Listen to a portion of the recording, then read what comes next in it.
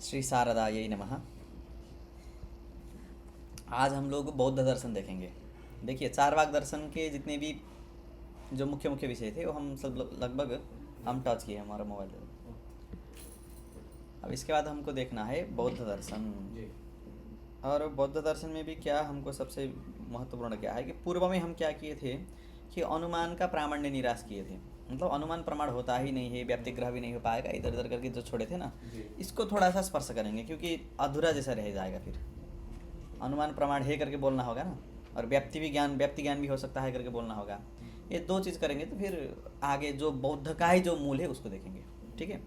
अब ये भले ही परीक्षा के लिए उतना न हो, फिर भी मतलब एक ज्ञान के लिए भी चाहिए। अब देखिए, अत्र बौद्धैः अभिधीयते, यहाँ से शुरू है ना। देखो, अविनाभावो दुर्बोध इति। अब अविनाभाव अर्थात व्याप्ति ज्ञान ही नहीं हो सकता है। क्यों? तत्र तत्रापि एवं एवं करके आया था ना। अनुमान के लिए व्याप्ति ज्ञान के लिए फिर प्रत्यक्ष नहीं हो सकता है क्योंकि उपाधि विदुर है। हाँ, तो उसके लिए फिर अनुमान व्याप्ति ऐसे घूमते रहेंगे। ये क्या, इसलिए क्या होगा, अविनाभाव नाम, अविनाभाव मतलब व्याप्ति। ठीक है, यही समझना। तो ये क्या है, दुर्बोध है। तद असाधीय, ये जो बोले है ना कि अविनाभाव दुर्बोध है करके, ये क्या है, असाधीय है। ये सिद्ध नहीं कर सकते, आप केवल बोले ही हो। तो कैसे कर सकते हैं, तो इसके लिए बता दिए, तादात्म्य तदुत्पत्तिभ्याम अविनाभाव से सुज्ञानत्वात्। ये दो चीज़ याद रख लेना।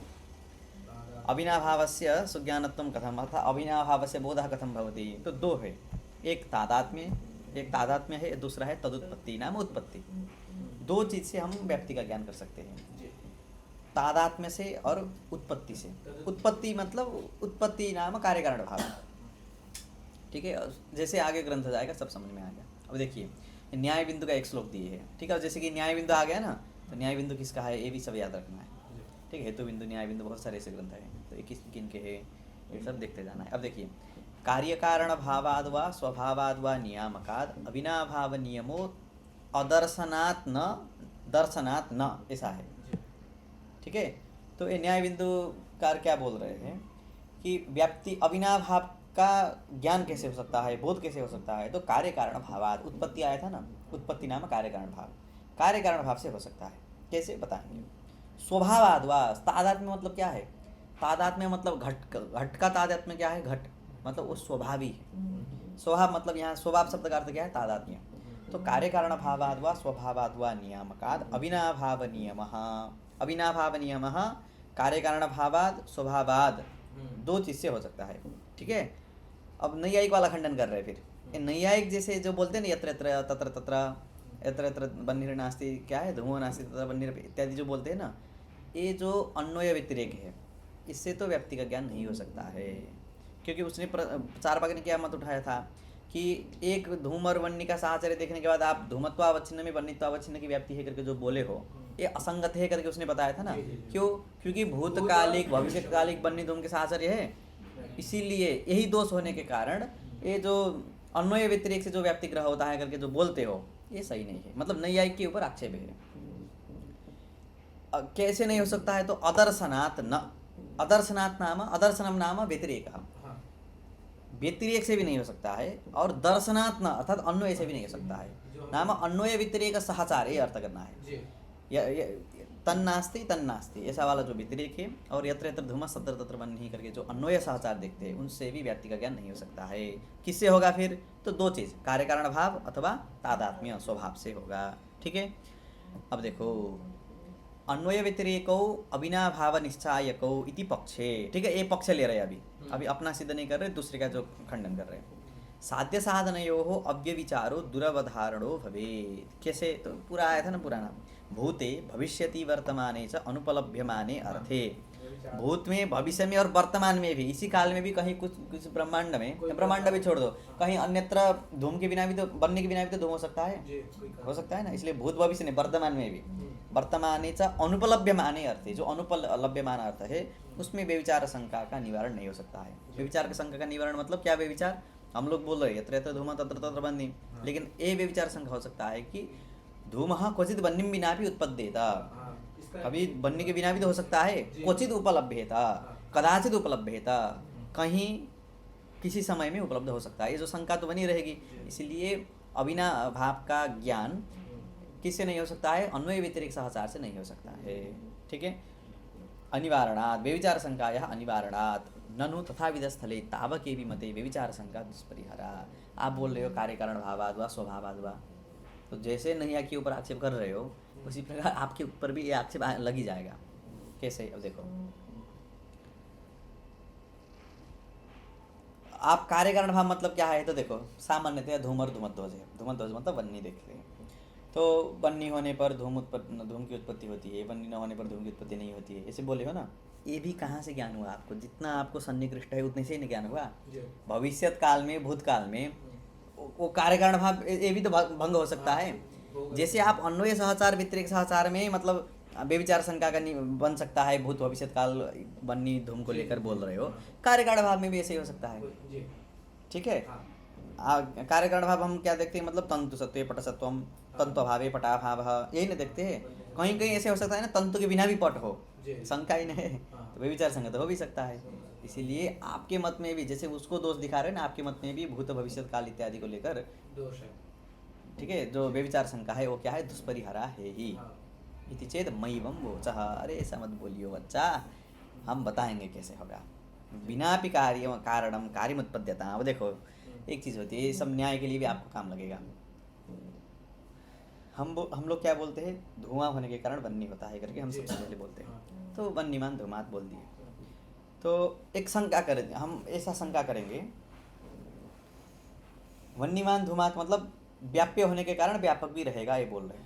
हम बोले कि व्याप्य रहे व्यापक न रहे, ये भी तो बोल सकते हैं। धूमः अस्तु बन्धिर्मास्तु। धूम हो, पर्वत में धूम दिख रहा है, हमको भी दिख रहा है, मतलब वादी प्रतिवादी दोनों को दिखता है, तो प्रत्यक्ष विषय है ना, बन्नी में संशय है, इसलिए उसकी अनुमति करना। तो धूमः अस्तु बन्धिर्मास्तु ये भी तो हो सकता है। ये शंका हो गई। क्या शंका हो गई? धूमः अस्तु पर्वते धूमः अस्तु, धूम तो दिख रहा है ठीक है, बन्नी हो इसमें क्या प्रमाण है? तो क्या बोलेंगे हम?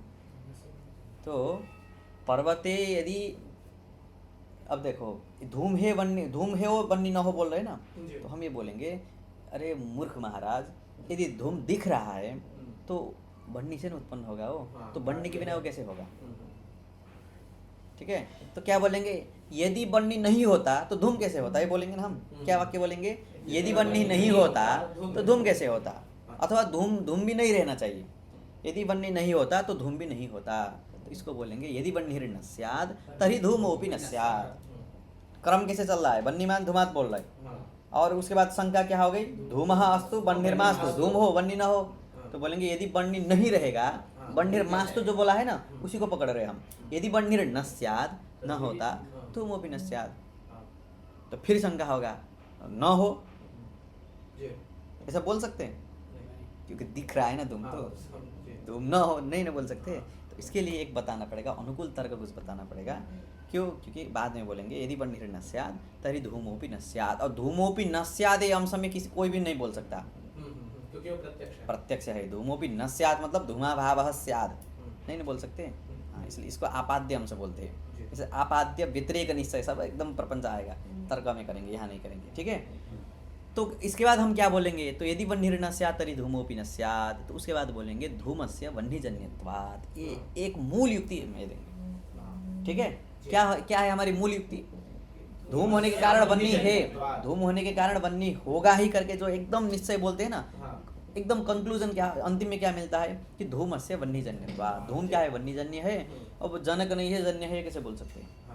पिता पुत्र वाला नहीं ना है, पिता मरने के बाद भी पुत्र रहे, मतलब पिता मर गया फिर भी पुत्र रहता है ना, वहाँ ऐसा नहीं है। ठीक है, इसीलिए धूमस्य वह्निजन्यत्वात्। तो यहाँ अंतिम में जाके एक अंतिम निचोड़ क्या निकलता है? तो कार्य कारण भाव ही वहाँ क्या होता है? अनुकूल तर्क होता है। ठीक है, कार्य कारण भाव है ना हमारे पास। अब फिर भी बोल सकते हैं, यहाँ भी तो शंका कर सकते हैं, धूमस्य वह्निजन्यत्वात् करके। फिर बोलेंगे धूमस्य वह्निजन्यत्वे किं मानम? वह्नितरजन्य भी हो सकता है ना, हो सकता है नहीं? तो यहाँ भी शंका की है। तो देखिए ज़्यादा शंका करने लगेंगे ना, तो क्या करना है? साटा लगाना है। उसके लिए एक शब्द आया है हमारे शास्त्रों में, व्याघात। व्याघात मतलब उसके बाद शंका ही ना हो, ऐसे करके उसको निचोड़ देना है। कैसे, अब देखिए,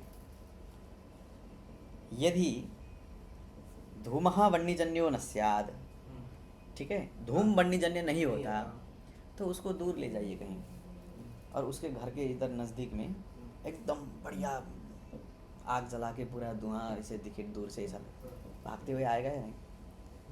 जो पूर्व पक्षी शंका कर रहा है धूम से वन्यजन्य तो कि मानम धूमास्तु वन्य से जितना भी कर रहा है ना, दौड़ेगा या नहीं?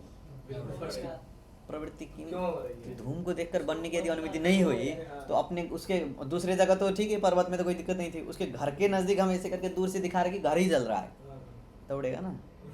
मतलब क्या है, इसी को बोलते हैं व्याघात, स्वक्रिया व्याघात। व्याघात मतलब स्वक्रिया, मतलब जो बोल रहा है ना कि धूम वन्यजन्यो मास्तु करके, इसी का व्याघात होगा। और युक्ति देते हैं, मणि में दिए है, तत्व चिंतामणि करके ग्रंथ है ना, उसमें तृप्त्यर्थम भोजनस्य नियमतः उपादानम न स्यात्, भोजन तृप्ति प्रति भोजनम न कारणम करके कार्यकारण भाव में कोई शंका करता है तो भूखे रख दो उसको, ठीक है? कोई सिगरेट भी पीना हो तो धूमः वन्यजन्यो नास्ति बोलेगा तो वो धुआं के लिए वन्य का आनयन करेगा या नहीं? सब जगह व्याघात हो जाएगा। इसलिए शंका करते करते करते जाएंगे तो अंतिम में क्या कर देना, उसको व्याघात दे। व्याघात मतलब वो जो बोलेगा ना उसी का खंडन हो, वो उसका क्रिया ही वो चल ही नहीं पाए, मतलब व्यवहार ही ना हो पाए, इसी तरीके से व्याघात करके उसको शांत कराना है। ये कहानी बताएंगे अब यहाँ, ठीक है? समझे ना हम कहाँ कहाँ चल रहे हैं? सबसे पहले वन्य धूम एक हो दूसरा न हो तो ये नहीं होगा तो ये भी नहीं होगा, क्योंकि वो जन्य है, तो जो जन्य है इसमें भी क्या प्रमाण है? तो अजन्य है तो नहीं बोल सकते हो, जन्य है तो किसी न किसी जन्य है, तो किससे जन्य होगा? तो वन्य होने पर दिखाई देता है, न होने पर नहीं दिखाई देता, इसलिए वन्य जन्य ही है। फिर इसमें भी शंका करेंगे तो क्या करेंगे? तो व्याघात करेंगे, ठीक है? अब देखिए, विनापि कारणम कार्यम उत्पद्यताम, ठीक है, यही बोलना है। विनापि का, यदि वन्य के बिना भी धूम उत्पन्न हो, कहीं दिखा गया ऐसा?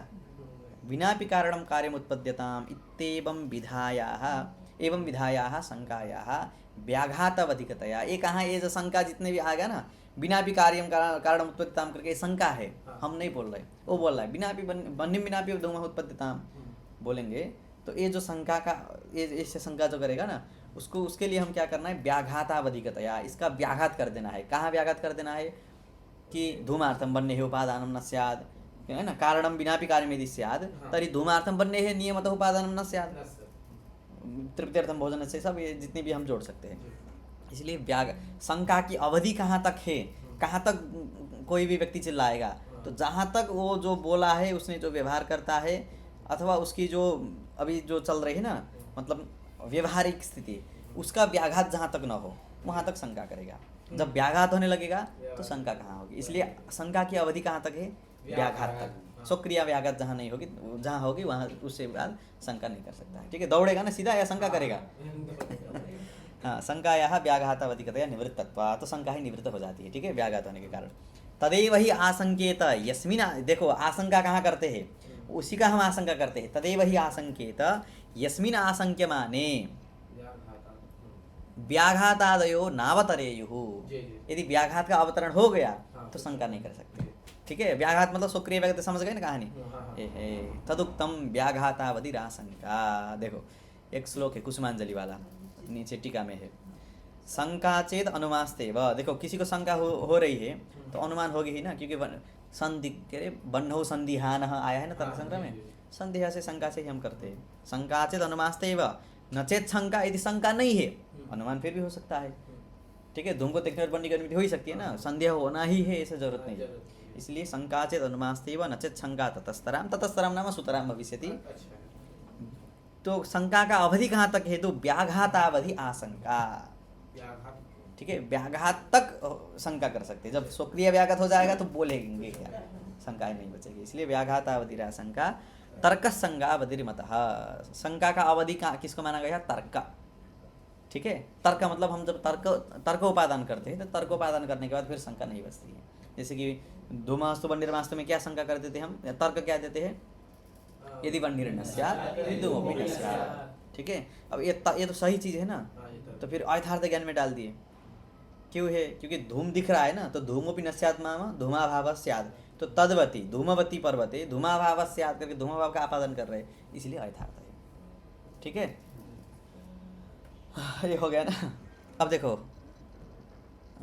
तदुक्तं व्याघातवती तदुत्पत्ति निश्चयेन अविनाभाव। तस्मात् तद उत्पत्ति नाम कार्यकारण भाव निश्चयेन। अब दो अब बताएंगे, एक तादात्म्य निश्चयेन, एक उत्पत्ति निश्चयेन कार्यकारण भाव अविनाभाव नाम व्याप्ति निश्चयते करके। ठीक है, व्याप्ति ज्ञान दुर्बोध बताए थे ना, तो ये बताएंगे दो चीज़ से, एक उत्पत्ति से नाम कार्यकारण भाव से, दूसरा तादात्म्य से। अब देखिए, तदुत्पत्ति निश्चयस्य कार्यत्व हेतु हो प्रत्यक्ष उपलम्भानुपलम्भ पंचक निबंधन, ये चीज़ है। देखो अब इसका न स्पष्ट हम देखें उसमें, मतलब प्रमाण वार्तिक है धर्म कृति का, तो वहाँ भी ऐसे पंचक वाला ये आया नहीं है। लेकिन सरल तरीके से यदि हमको समझना हो तो हम एक चीज़ हमको जो एकदम एक है ना, सताम ही संदेह पदेषु वस्तुषु प्रमाणमंतःकरण प्रवृत्तयः करके, कहाँ का है? शाकुंतल, अभिज्ञान शाकुंतल का। तो कोई प्रमाण मिल ना रहा हो और संदेह बहुत सारा हो तो किसको सुना जाए? तो सताम ही संदेह पदेषु वस्तुषु अंतःकरण वृत्तयः, सताम अंतःकरण वृत्तयः प्रमाणानि। ठीक है, तो हमको अपने आप को सताम तो नहीं ना बोल रहे हाँ, वो मतलब आंशिक है, मतलब अंतःकरण वृत्ति इतना ही है, सताम नहीं है। ठीक है, तो देखिए, तो चार तरीके से देख सकते हैं, चार मतलब पांच तरीके से हम कार्यकारण भाव का ज्ञान कर सकते हैं, कार्यकारण भाव से व्याप्ति का ज्ञान कर सकते हैं। कैसे? धूमर बनने में देखिए, एक चीज़ पता है ना आप लोग को, कार्य से कारण का अनुमान होता है, कारण से कार्य का अनुमान होता है। ठीक है, तो कार्येण कार्यम अनुमीयते। ठीक है, एक हो गया कार्येण कार्यम अनुमीयते, दूसरा क्या हो गया? कारणेन कार्यम अनुमीयते। क्या उल्टा बोल दिया क्या? याद रखना, हमको पता नहीं चलता है। कारणेन कार्यम, कार्येन कारणम, दो हो गए अनुमीयते। ठीक है, कार्य को देखकर कारण को, ये सब होता ही है। और जो हम लोग जैसे देखते हैं ना कि तंतु और पट ऐसे अलग करके, ये सब इधर बौद्ध वाले सिद्धांत में ऐसा नहीं होता है। ये तो एक तो ये अवयवी नहीं स्वीकार करते हैं, अवयवी नहीं होता है इनके मत में। ठीक है, और हम जैसा देखते हैं ना कि घटवी है, न्याय मत में एक चीज़ याद रखना है, न्याय मत में घट अलग है और कपाल अलग है। ठीक है, लेकिन बाह्य सिद्धांत, बाह्य दर्शन में देखोगे तो सुवर्ण और कुंडल, उसमें भेद नहीं है। यदि सुवर्ण और कुंडल में भेद होता तो सुवर्ण का अलग मान, कुंडल का अलग मान होता ना, समझे? मिट्टी और घड़ा में अंतर है न्याय मत में। सुवर्ण जो प्रकृति है ना, कुंडल जो बन रहा है उसकी प्रकृति जो है वो अलग है, अवयव और अवयवी अलग है न्याय सिद्धांत में। लेकिन अन्यत्र अवयव और अवयवी का भेद नहीं है, वो तादात्म्य है। इसलिए घट कपाल में किस संबंध से रहेगा? तादात्म्य संबंध से। ठीक है, न्याय मत में बोलना हो तो भेद संबंध बोल सकते हैं। इसीलिए अब देखिए, कार्य को देखकर कारण का अनुमान, कारण को देखकर कार्य का अनुमान, दो हो गया। और कारणाभाव को देखकर कार्याभाव का भी अनुमान होता है।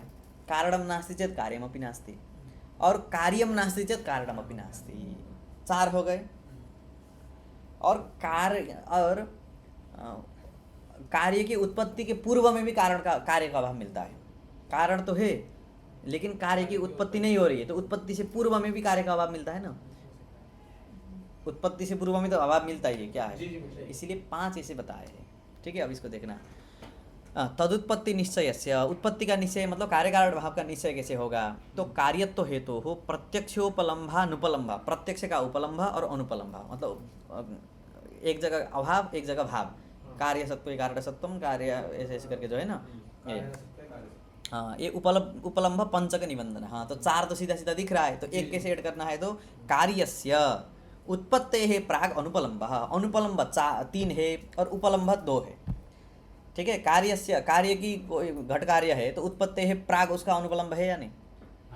घट उत्पन्न नहीं हुआ तो उससे पूर्व में घट थोड़ी ना है, घट का अभाव है ना, अनुपलम्भ मतलब उपलब्ध भाव है, एक है, एक हो गया। ठीक है, कार्यस्य उत्पत्ति है प्राग अनुपलम्भ, कारणोपलम्भे सति उपलम्भ नाम कारण सत्व कार्य सत्वम। ठीक है, अब इसका क्या समझना है? कार्य सत्व कारण सत्वम दोनों समझना है। कारणोपलम्भे सति उपलम्भ।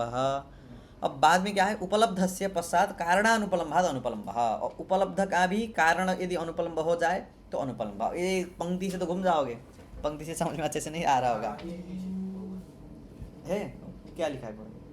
उत्पत्ति के पूर्व कार्य की प्राप्ति, कारण की प्राप्ति होने पर कार्य की प्राप्ति। ये जो पांच किए है ना, एक कैसे पांच होगा? मतलब उत्पत्ति होने से पूर्व कार्य की अप्राप्ति, एक ठीक है। दूसरे में क्या होना चाहिए? दूसरा जो पढ़िए, कारण की प्राप्ति होने पर इसके क्या युक्ति हुआ? कारण की प्राप्ति होने पर कार्य की प्राप्ति, ये नहीं एक हुआ? कारण की प्राप्ति होने पर, इतने में से वाक्य थोड़ी ना आकांक्षा पूरा होती है। क्या कारण की उपलब्धि होने पर क्या कार्य की उपलब्धि, ये बोलना होगा ना। इसलिए जो 5 विभाग किए है ना, ये हमको उतना स्पष्ट नहीं लग रहा है, समझे। सब लोग यही किए हैं और व्याख्यान करते हुए ऐसे किए हैं, लेकिन हमको कार्यकारण भाव का, जैसे कि न्याय दृष्टि से भी देखेंगे तो कार्यकारण भाव का निश्चय कब होता है, मतलब दंड सत्व घट सत्वम दंडाभावे घटाभाव, यही ना होता है। और एक चीज़ देखो, एक चीज़ नहीं घटता है, क्योंकि घटाभावे दंडाभाव ऐसा नहीं बोल सकते, क्योंकि दंड के बिना भी तो घट रह सकता है। मतलब दंड सत्वे घट सत्वम, कारण सत्वे कार्य सत्वम, दंडाभावे घटाभाव, दंड नहीं होगा तो घट की उत्पत्ति नहीं होगी, दो में कोई विवाद नहीं है। लेकिन ये इसमें थोड़ा सा विवाद हो सकता है कि अब देखो कार्याभावे कारणाभाव, इसमें विवाद हो सकता है कि कार्यम किम घटः, घटाभावे दंडाभाव, ऐसा होता है, दंड है, इसमें विवाद है ना। इसीलिए तादात्म्य रूप कार्यकारण भाव को मानकर हम बता रहे हैं। तंतु और पट को देखो सामान्यतया, ठीक है, पट नहीं है तो तंतु भी नहीं है, ठीक है, पट है तो तंतु भी है, तंतु है, तंतु है तो पट है, तंतु नहीं है तो पट भी नहीं है, ऐसे करके देखना, ठीक है। तादात्म्य रूप देखकर, ये दंड इत्यादि निमित्त कारण में ये सब नहीं घटेगा। बाहर तो वो नहीं मानते, कौन बाहर ऐसा मानते हैं, बाहर, मतलब न्याय सिद्धांत में, मतलब ये जो हम भेद बता रहे हैं ना, अवयव और अवयवी का, ये होता है, लेकिन बाह्य सिद्धांतों में ये नहीं होता है, अवयवी ही नहीं मानते हैं ना। तो फिर पट और तंतु ये कैसे मानते? वो तो हम अभी शब्दापलाप, जैसे कि एक देखो 4 सिद्धांत होते हैं, बाद में पढ़ेंगे न्याय में। 4 सिद्धांत में कौन, एक होता है अभ्युपगम सिद्धांत।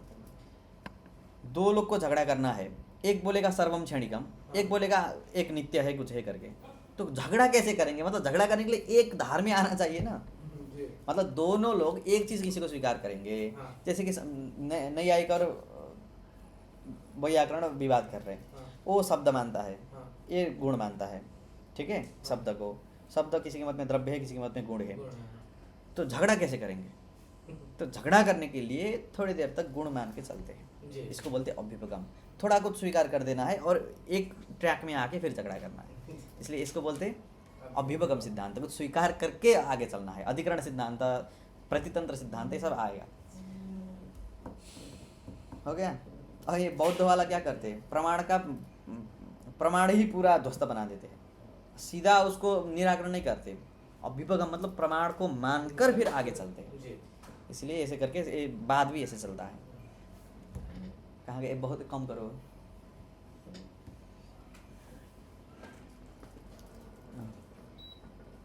ठीक है, कार्य से उत्पत्ति है प्राग अनुपलम्ब, कारणोप ये हो गया ना, उत्पत्ति है प्राग अनुपलम्ब एक, कारणोपलम्बे सति उपलम्ब, उपलब्धस्य पश्चात कारणानुपलम्भात् कारणाभावात् अनुपलम्बः इति पंचकारण्य करके लिखे हैं। अब इसको वैसे ही करके देखना हो, जो मतलब आधा आधा करके, तब तो हो ही जाता है, लेकिन वो आधा आधा करने से वो आकांक्षा पूर्ति नहीं हो रही। हाँ, वो हिंदी देखे हम, हिंदी में भी वही है, तो उससे क्या आकांक्षा होगी। ठीक है, जैसा भी हो। इति पंचकारण्य धूमध्वजयोः, धूमध्वजयोः, धूम और धूमध्वज वर्णिका कार्यकारण भावो निश्चयते। ठीक है, कार्यकारण भाव निश्चयते। देखो, कार्यकारण भाव निश्चय करना मतलब कारणत्व निश्चय करना। कारणत्व निश्चय मतलब क्या है, कार्यकारण भाव मतलब क्या है, कार्यत्व कारणत्व ही निरूप है। कार्यत्व नाम कार्य मतलब क्या है, कार्य मतलब प्रागभाव प्रतियोगिता, इतना ही है ना। और कारणत्व देखो, कारणत्व क्या है, तो कार्य नियत पूर्व, कार्य के नियत पूर्व में रहने वाला। ठीक है, इधर से नियत पूर्व में कारण रहने वाला, उससे नियत पश्चात कार्य रहने वाला, एक के न रहने पर न रहने वाला, उसके न रहने पर न रहने वाला, ऐसे करके 4 बनाएंगे। 4 तो अच्छे से बन जाएंगे। उसके बाद 1 बनाएंगे, उत्पत्ति है प्राग अनुपलम्ब, उत्पत्ति से पूर्व में कार्य का अनुपलम्ब होता है। ठीक है, इस तरीके से कार्यकारण भाव बना सकते हैं। निश्चयते, ये हो गया एक। और दूसरा है तादात्म्य निश्चयेनापि अविनाभावो निश्चयते। दूसरा कारण बताया तादात्म्य निश्चय। तादात्म्य निश्चय मतलब क्या है, देखो ये न्याय में भी आता है बहुत। सिंसपा करके एक वृक्ष विशेष है। ठीक है, अयम वृक्ष सिंसपायाः ऐसा कर दिए, ये वृक्ष है सिंसपा होने के कारण। ठीक है, क्योंकि जो सिंसपा है वही वृक्ष है। पाया पंचम्यंत हेतु, तो जो वृक्ष है वही सिंसपा। ये क्या है, वृक्ष है, आम्र वृक्ष होने के कारण, है ना। ये इसमें क्या है, जैसे कि कल बताए थे ना, कल शाम को नए दिन पढ़ाते समय क्या बताए थे, कह रहे अयं घटः तादात्म्येन घटात्। इसमें क्या है, तादात्म्य ही इसका मतलब व्याप्ति का निश्चायक है। मतलब जो जो सिंसपा होगा वो वृक्ष होगा ही ना। तो यदि वृक्ष वो जो सिंसपा वृक्ष नहीं होगा तो वृक्ष नाश ही हो जाएगा, क्या होगा? आम्र वृक्ष यदि वृक्ष नहीं होगा, जैसे कि आम्र वृक्ष करके छोड़ दो, आम्र वृक्ष करते थोड़ा बोलते समय हो रहा है, एक कोई वृक्ष का नाम मुझे पीपल, पीपल है ना, पीपल जो है ना, वो पीपल और वृक्ष के बीच में क्या है? तादात्म्य है। जो पीपल है वही वृक्ष है, जो वृक्ष दिख रहा है ना वही पीपल है, ठीक है। ये दोनों के बीच में क्या है? तादात्म्य है। तो तादात्म्य है मतलब यत्र यत्र पीपलत्वम तत्र तत्र वृक्षत्वम। तो पीपलत्व जहाँ जहाँ है वहाँ वृक्षत्व है या नहीं? है ही ना। उधर उल्टा नहीं कर रहे, लेकिन पीपलत्व जहाँ है पीपल वृक्ष में ही है। तो ये इससे क्या होगा? ये पीपल और वृक्ष के बीच में क्या है? तो ये तादात्म्य। तो जिन दो पदार्थों के बीच में तादात्म्य होगा उनका भी यत्र तत्र करके हम व्याप्ति निश्चय कर सकते हैं। और फिर न्याय वासना से बोल दिए यत्र तत्र, लेकिन व्याप्ति निश्चय कर सकते हैं, ठीक है। इसलिए तादात्म्य निश्चय नापि अविनाभाव निश्चयते यदि शिंसपा वृक्षत्वम अतिपतेत, मतलब अतिक्राम है इत्यर्थ, उसको छोड़ देगा। शिंसपा यदि वृक्षत्व को छोड़ देगा, आत्मानमेव जह्या, तो खुद क्या रहेगा? मतलब पीपल यदि वृक्ष नहीं रहेगा तो क्या रहेगा? मतलब नाश हो गया ना। इसलिए ये युक्ति के इति विपक्षे बाधक प्रवृत्ति है। ये विपक्ष में क्या है? बाधक प्रवृत्ति हो जाएगा। मतलब उनके दोनों के बीच में अविनाभाव नहीं है, मतलब पीपल और वृक्ष के बीच में क्या नहीं है? व्याप्ति नहीं है। यदि ये सब बोलेंगे तो क्या होगा कि एक बाधक तर्क देंगे हम। यदि सिंसपा वृक्षत्वम अतिक्रामयेत तर्हि स्वात्मानमेव जह्यात्, मतलब अपने का उसका अस्तित्व कुछ बचेगा ही नहीं। इसलिए वृक्ष और पीपल के हो गया ना, इस तरीके से तादात्म्य से भी निश्चय कर सकते हैं, ठीक। इति विपक्षे बाधक प्रवृत्ति है। बाधक प्रवृत्ति नाम बाधक तर्क से प्रवृत्ति है। अप्रवृत्ति तो बाधके भूया। अब यही सब कहानी है। सिंसपा वृक्ष यश तादात्म्य निश्चय वृक्षोयम सिंसपा इति। देखो अब कैसे निश्चय होता है तादात्म्य निश्चय, तो दूसरा ही बता रहे। वृक्षोयम सिंसपा अथवा वृक्षोयम अश्वत्थः बोल दिए ना, अयम अश्वत्थः वृक्षः बोल दिए। तो अश्वत्थः वृक्ष सामानाधिकरण हो रहा है ना। सामानाधिकरण कहाँ होता है? अवेद में ही होता है।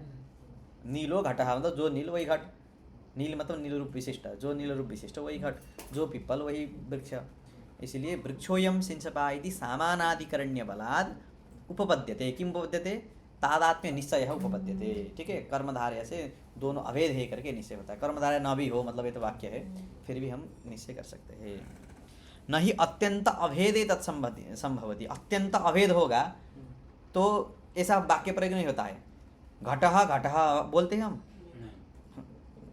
घटो घटः करके बहुत आता है व्युत्पत्तिवाद में। तो घटो घटः नहीं होता है, घटो घट क्या बोध होगा। इसलिए अत्यंत अभेद में भी ये सब प्रयोग नहीं होता है। और पर्याय, क्यों कि पर्यायत्व है ना, युगपत प्रयोगा योगात है, क्या है? हाँ, पर्यायत्व है, क्योंकि दोनों पर्याय होंगे तो युगपत दोनों को एक साथ प्रयोग नहीं कर सकते। घटो घटा ही प्रयोग नहीं होता है क्योंकि अत्यंत अभेद है। और क्या है? नापि अत्यंत भेदे। देखो अत्यंत भेद में भी नहीं हो सकता है, ठीक है। जैसे कि घटः वृक्षः, घटः अश्वत्थः, थोड़ी नहीं बोल पाएंगे, दोनों का नहीं हो पाएगा। नापि अत्यंत भेदे गवास्वयोः अनुपलम्भात्, गौ और अश्व अत्यंत भेद है ना, तो दोनों का भी सामानाधिकरणतया प्रयोग नहीं हो पाएगा। तस्मात् कार्यात्मानो कारणात्मानो अनुमापयतः इति सिद्धम। कार्यात्मानो कारणात्मानो अनुमापयतः। देखो इसलिए कार्यात्मतया जो वस्तु है ना, वो क्या करेंगे? कारणात्मतया वस्तु, मतलब कार्य कारण का, कारण कार्य का ऐसे अनुमान करते हैं। ये हो गया। अब देखो क्या था इसमें और विशेष कुछ बताना यही है। तो इतना सा देखो, अब कंक्लूजन क्या हुआ कि अविनाभाव का निश्चय दो तरीके से हो सकता है। एक तादात्म्य और उत्पत्ति से, ठीक है। तादात्म्य का दृष्टांत देना हो तो वृक्षोयम सिंसपा, वृक्षोयम पीपलः इत्यादि बोल सकते हैं। और कार्यकारण भाव मतलब धूम और बन्नी है ना, और पट तंतु, इस तरीके से कार्यकारण भाव दे सकते हैं। कार्यकारण भाव के लिए भी 5 बता दिए, ठीक है। इतना यहाँ तक हो गया, यही मुख्य ग्राह्य है। तो जब व्याप्ति सुग्रह हो जाएगा, मतलब अविनाभाव सुग्रह हो जाएगा, तो अविनाभाव के ज्ञान होने से अनुमान का ज्ञान हो जाएगा। तो अनुमान में प्रामाण्य सिद्ध हो गया ना। इसलिए अनुमानम न प्रमाणम करके जो खंडन करते हैं, इसका और बढ़िया से खंडन करते हैं। देखो यदि कश्चित् प्रामाण्यम अनुमानस्य नांगीकुर्यात्, यदि कोई है जो अनुमान का प्रामाण्य अंगीकार नहीं करता है, तम प्रतिब्रूयात्, उसको क्या बोलना है, अनुमानम प्रमाणम न भवति इत्येतावन् मात्रम उच्यते तत्र न किंचित साधनम उपन्यस्यते वा। क्या करोगे, अनुमान प्रमाण नहीं होता है करके बोलोगे, केवल इतना ही बोलोगे, उसमें कुछ मतलब नहीं होता है करके कुछ प्रूफ दोगे, नहीं दोगे, वाह, दो चीज़, ठीक है। कुछ प्रमाण देंगे आप या नहीं दे पाएंगे। किंचन साधनम उपन्यस्यते न किंचन साधनम उपन्यस्यते वा न प्रथमः न किंचन साधनम उपन्यस्यते, कुछ साधन नहीं देंगे, बोलेंगे केवल कि अनुमानम न प्रमाणम करके, हेतु नहीं देंगे। तो असिरस का वचन से उपन्यास कहाँ गया, साध्या सिद्धे है। असिरस का वचन जिसका ऐसा ही नहीं है, उसका वचन मतलब क्या होगा, वो साध्य को ही सिद्ध नहीं करता। नहीं समझे, इसका यहाँ कुछ लिखा है, देखो, पर्वतो वन्यमान इत्येतावन् मात्रम धूमवत्वाद इत्यादि वाक्य रहितम यदुच्यते तद असिरस्कम। अकेली प्रतिज्ञा वस्तु को सिद्ध नहीं करती। नहीं, वो तो एकाकिनी प्रतिज्ञा ही, प्रतिज्ञा तो वो अलग है। देखो, असिरस का वचन से उपन्यास है। देखो, असिरस का वचन मतलब, देखो, शिरोभाग मतलब इसमें जो आया है ना, शिरोभाग मतलब अनुमान का शिरोभाग होता है हेतु, हाँ, है ना, क्योंकि मुख्य में होता है ना, शिरोभाग क्या होता है, इधर उधर कट जाए, यही कट जाए तो खत्म, इसलिए मुख्य होता है। तो असिरस का वचन मतलब जो हेतु बिना जो वचन बोलते हैं ना, क्या प्रमाण है, उससे साध्य सिद्ध हो सकता है। हाँ, तो अनुमानम न प्रमाणम डट डट कुछ नहीं है। तो असिरस का वचन से उपन्यास से साध्य कुछ क्या सिद्ध कर पाएंगे, हेतु ही नहीं होगा तो साध्य क्या सिद्ध कर पाएंगे, इसलिए प्रथम को नहीं हो सकता है। हम प्रमाण देंगे करके बोलेगा आप, अनुमान प्रमाण नहीं होता है करके प्रमाण नहीं देंगे बोलेगा तो तुम्हारा सिद्ध नहीं हो पाएगा। अब प्रमाण दोगे तो क्या प्रमाण दोगे, इसके लिए बोल रहे एकाकिनी प्रतिज्ञा ही, अकेली प्रतिज्ञा मतलब बोल दिया, लक्षण प्रमाणाभ्याम वस्तु सिद्धि, नहीं प्रतिज्ञा मात्रेण हम लोग बोलते हैं ना, इनका आ गया एकाकिनी प्रतिज्ञा ही प्रतिज्ञातम वस्तु न साधयेत। प्रतिज्ञात वस्तु का सिद्ध कर सकता है, प्रतिज्ञा करने से होगा, तुम बोल दोगे तो मानेंगे। इति न्यायात नापि चरमः, अंतिम भी नहीं हो सकता है, मतलब प्रमाणम उपन्यस्यते भी नहीं हो सकता है। क्यों, देखो, अनुमानम प्रमाणम न भवति इति ब्रुवाणेन। देखो, जो चार भाग होते हैं वो प्रत्यक्ष ही का प्रमाणवादी होते हैं, प्रत्यक्ष से अतिरिक्त प्रमाण मानते नहीं है। मतलब क्या क्या नहीं मानते, अनुमान उपमान शब्द इत्यादि नहीं मानते हैं। अब यदि बोलोगे अनुमानम न प्रमाणम, अनुमानम प्रमाणम न भवति करके, यदि अनुमान में प्रामाण्य नहीं है करके सिद्ध करोगे तो शब्द प्रमाण स्वीकार किए ना, क्योंकि आपने अनुमानम प्रमाणम न भवति, यही प्रमाण बोलोगे तो ये तो प्रत्यक्ष से अतिरिक्त तुम्हारा व्याघात हो गया, यही बोल रहे। तो अनुमानम प्रमाणम न भवति इति ब्रुवाणेन वचन प्रमाणम अनभ्युपगच्छता।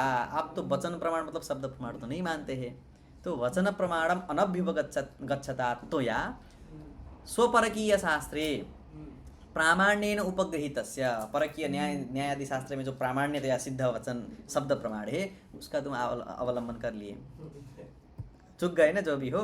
तो स्वपरकीय शास्त्रे प्रामाण्येन उपगृहीतस्य वचनस्य नाम, वचनं नाम शब्दः, शब्दस्य उपन्यासे मम माता वंद्या, मेरी माँ वंद्या है इति व्याघाता पातात, ऐसे हो सकता है कोई पुत्र यदि कैसे बोल सकता है, तो ऐसे ही है, मतलब प्रमाण नहीं मानते हो, बोल रहे हो यही वाक्य से मतलब अप्रमाण सिद्ध हो जाएगा, अगर ये भी नहीं होगा। किंच फिर दे रहे प्रमाण तदाभास व्यवस्थापनम तत्समान जातीयत्वादिति बदता भवतैव स्वीकृतं स्वाभावानुमानं परगता विप्रतिपत्ति वचनलिंगेनेति तकारिलिंगकमानं अनुपलब्ध्या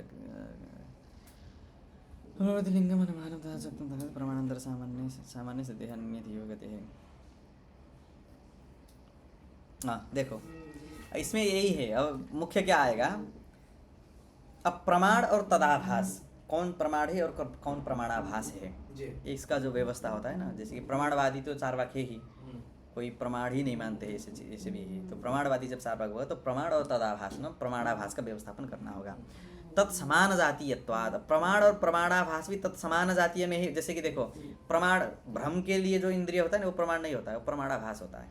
जब भ्रम ज्ञान होता है ना, क्योंकि प्रमाण से तो प्रमा की उत्पत्ति होगी, इसलिए जब भ्रम हो रहा है ना हमको, तब ये इंद्रिय प्रमाण नहीं है, क्या है, प्रमाणाभास है। समझे? जी, जी। हाँ, उसी प्रकार से ये बता रहे समान जातीय तो कहाँ गया इति बदता भवतैव स्वीकृतम स्वाभावानुमानम। देखो अब ये कहाँ गया,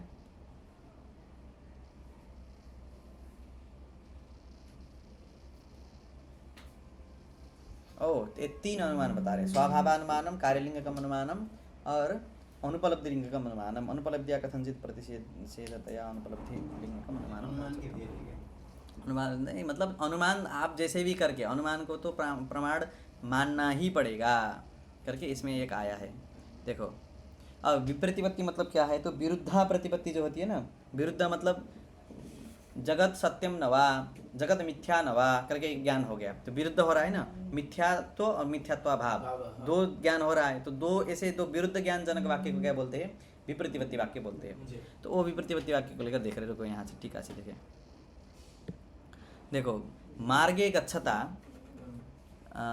प्रमाण तथा भासेति करके आया है ना, दिख रहे नीचे टीका में, प्रमाण तथा भासेति वाला मिल गया या नहीं, संस्कृत टीका। हाँ तो वहाँ देखो मार्गे गच्छता दूरतः जले दृष्टम इदम जल ज्ञानम प्रमाणम प्रमाणा भासो वा इति संशयः। तो दूर से क्या दिखा, मार्ग में जल दिखा, तो ये जल ज्ञान प्रमाण है अथवा प्रमाणा भास है, मतलब अप्रमाण है, ये हो गया चेत वो इति संशय, ऐसा संशय हो गया।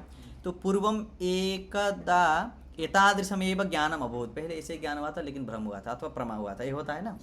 तो परंतु तत्र जलम लब्धम, पहले ऐसे ज्ञान हुआ था जल भी मिला था, तो ये ज्ञान क्या होगा, प्रमाणी होगा, क्योंकि पहले ऐसे ही जल ज्ञान हुआ था, हमसे यहीं से दिखा था जल ज्ञान हुआ था, तो जाने बाद जल भी मिला था, तो अभी भी यही ज्ञान हो रहा है, तो हम क्या सोचेंगे जल होगा, मतलब ये जल ज्ञान जो हो रहा है वो प्रमाण है, ये ज्ञान होगा।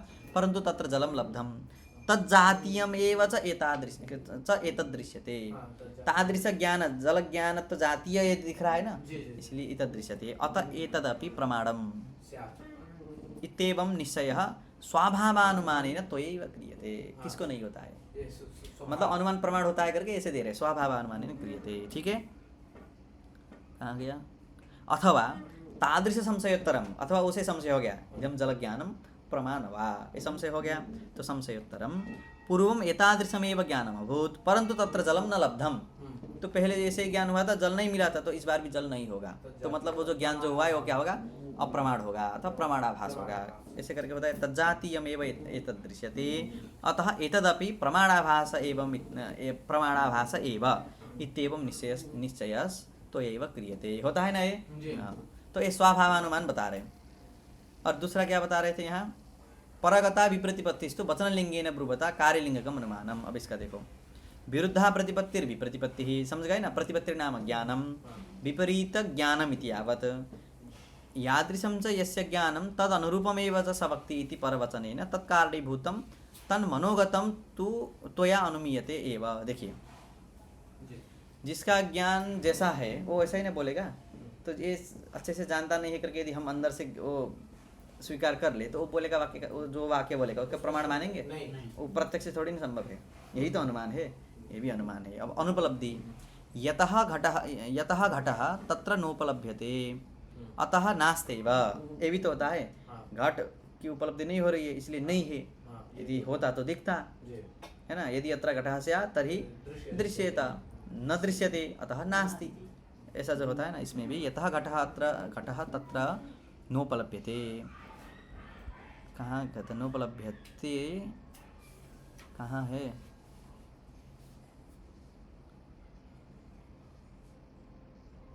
हाँ ये कहाँ पता नहीं, नोपलभ्यते अतः नास्ते वेदी घटानुपलब्धिया घटाभावो अनुमीयते, ठीक है। इस तरीके से अनुमान तो प्रमाण है ही करके, क्योंकि बौद्ध को क्या करना है, शब्द और उसमें उपमान में उनका चिंता नहीं है कि वो मानते ही नहीं है,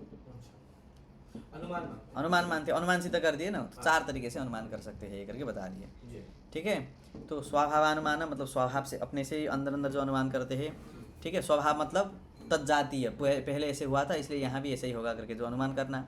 परगता विप्रतिपत्तिस्तु वचन लिंगेन ब्रुवता कार्यलिंगकम अनुमानम, जैसे कि किसी को यह आया ना कि हाँ मतलब क्या आया था, यादृशम से यस्य ज्ञानम तदनुरूपमेव सवक्ति, परवचन है ना तत्कारणीभूतम तन मनोगतम त्वया अनुमिति, वो मन में क्या है, वो क्या सोच के बोल रहा है, ये भी सब अनुमान करते हैं करके।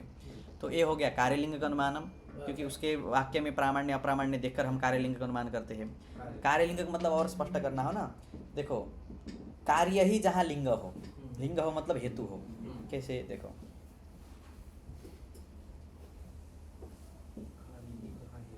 एक कोई व्यक्ति ने कुछ जैसे कि किसी ने कोई वृद्ध पिता ने बोला घटम आनय, तो उसके पिता ने घट ले आया, फिर बोला घटम नय, तो फिर ले गया। तो दोनों में समान, तो घटम घटम समान है ना, तो आनय बोलने पर ले आ रहा है, नय बोलने पर ले जा रहा है।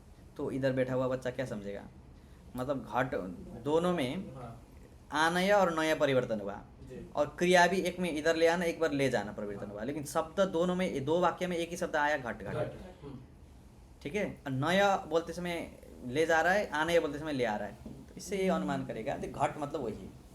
और बाद में फिर बोल दिया गाम आनय करके, तो गाय को ले आया, तो क्रिया आनय नय से क्रिया दिख रहा है, लेकिन घट समान समान आ रहा है ना, तो गाम बोलने पर घट छूट गया। तो क्या वो प्रोसेसिंग क्या होगा, तो कार्य है, कार्य हो रहा है ना, उससे वो क्या अनुमान करता है कि घट मतलब घटम जो पद है ना, तो घटम आने बोलने में जो घटम जो ऐसे समझे बच्चा, घट घट घटम एक ही समझेगा, तो वो समझेगा कि ये मतलब घड़ा है। जिसको संस्कृत नहीं भी जानता हो वो भी इतनी पता चल जाएगा ना, इसको बोलते कार्यलिंग का अनुमान। कार्यलिंग का अनुमान, ठीक है, ये आएगा स्पष्ट। तथा चोक्तम तथागते ही, तथागत मतलब याद है क्या, उस ये बुद्ध को कहते हैं, नाम याद है अमर कोश, किसने लिखा था वो? हाँ अमर सिंह। और स्वर्ग के बाद सीधा किसका आया है, इसीलिए आया है कि उन्हीं का है ना, क्या था, सुगतो बुद्धो धर्मराज से आया है ना तथागत करके, समंतभद्र भगवान महाराजिल लोक जिज्जिनः इत्यादि। तथागत मतलब बौद्ध। स्वभावानुमान, कार्यलिंग का अनुमान। हाँ, और दूसरा ये तो बहुत सारे हो, अनुपलब्धि लिंग का अनुमान, ये भी बताए। कोई नहीं दिख रहा है, किसी की उपलब्धि नहीं हो रही है, ठीक है, प्रकाश भी है, सब कुछ है, लेकिन उपलब्ध नहीं है तो नहीं है। ये प्रत्यक्ष से वो घटाभाव का थोड़ी नहीं दिखता है, लेकिन हम अनुमान करते हैं, ऐसे करके बता रहे हैं, ठीक है। न्याय मत से देखना हो तो ये अनुपलब्धि से प्रत्यक्ष ही बताए। हाँ, अब ये हो गया। इसके बाद आ गया पराक्रांतम च सूत्र। कितना हो गया समय? हाँ, क्या 4? 1 घंटा हो गया। 9:30 से किए थे 10:30। अच्छा ठीक है, तो इतना हो गया, इतना आज रखते हैं। उसके बाद आएगा तेज बौद्धा चतुर्विधेय भावना करके। अब यहाँ तक तो पुराना वाला का निराकरण हो गया, और मतलब अनुमान का प्रामाण्य स्थापना हो गया। इसके बाद क्या करना है, बौद्ध के 4 भेद, ठीक है, बौद्ध के 4 भेद है, उनके 4 जो बौद्ध है उनके 4 सिद्धांत क्या क्या है और भेद कैसे हो गया, ठीक है। और बुद्ध जो भगवान थे ना, उन्होंने एक ही सूत्र बोला था, तो एक ही सूत्र में भी 4 वासना 4 भावना से 4 अलग अलग हो गए। उसका फिर कल करेंगे।